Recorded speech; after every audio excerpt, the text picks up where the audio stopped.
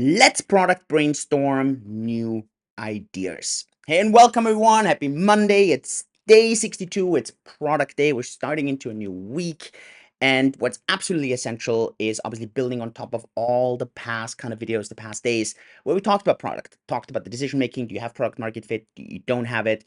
And today I actually want to talk a bit about reflecting on our own at the moment, where we're really struggling a bit understanding. Is it the market? Is it the brand? Is it the reputation? We're going to talk about that as well in separate videos.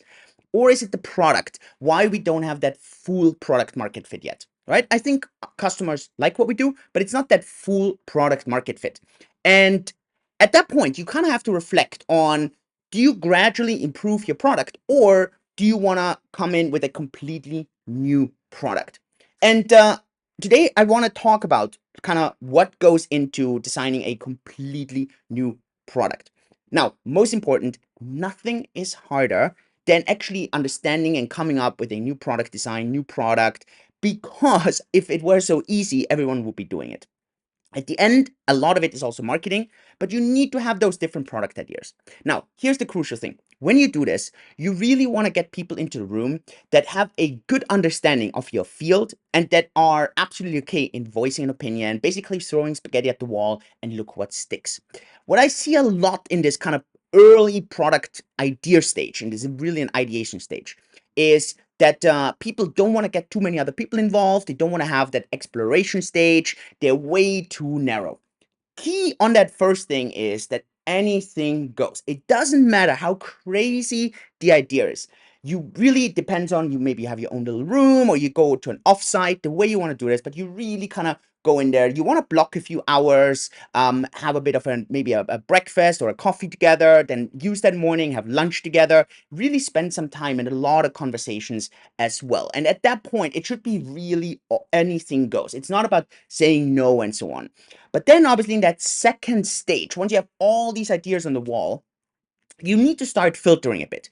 And obviously you have a couple of questions that you really need to understand. At the end, the decision maker, let's say the CEO in this case, or the team lead, depends on how big your team is, at the end really needs to kind of drive that direction here a bit. Questions are, do you have the skill set in your company, or would you have to hire completely new people? Is that okay? Yes or no? Does this fit with the market sentiment, right? Is this something you're passionate about? And this is relevant because if you're suddenly building something that you're not really passionate about, I don't know if you can really drive that. And at the end, scratching your own itch many times really helps there. And then you start filtering a bit and sifting and sorting, basically picking the spaghetti away because you want to see what sticks at the end. And then when you kind of work this through, and this can be a day or this can be a weekend, depends a bit on how difficult it is or how deep you want to dig this through, you maybe end up with 2 or 3 ideas. And at that point, the question really is, how crazy away from what you currently have is this? Is this like a little bit of a change, or is it a dramatic change? And obviously, the more dramatic the change, the harder it is to test this with either a current user base or within the team, because many times the team would struggle really understanding on where you want to take this. But this is where good intuition comes in. This is where good gut feeling comes in. And then basically you're starting the 90 days from day one with an MVP, and you really need to get going with this. And you kind of start from there and you build this up again from the very scratch, right? So sure. So that is really key to understand. The main mistakes, if I reflect on that a bit, is that you have too many people in the ideation stage or not enough people. That you are too critical at the beginning, you cancel things out, you don't let people come in with the really strong ideas. Then the mistake I see afterwards is that you as a decision maker don't take the lead and really drive it, considering cost, expertise, and the passion or the mission that you have for something. And then at the end, when the 2 or 3 ideas are there, you're probably going to bring it back maybe to completely different departments. You're probably going to have to bring it back to the CFO. Is something we're going to discuss later this week as well. Maybe the legal team, ops team, it may be design, engineering, and so on. But you ideally want to have actually some of those people in the very early meetings. And then it's always the difficult part.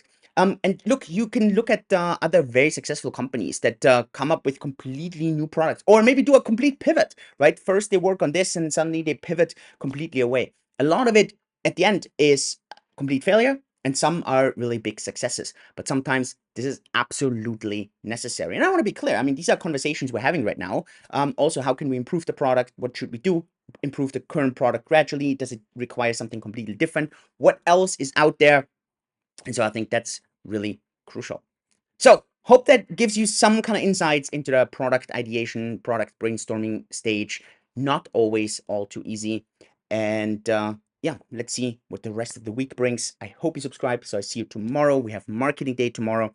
And with that, all the best. Stay healthy, stay safe, and see you in the next video. Cheers.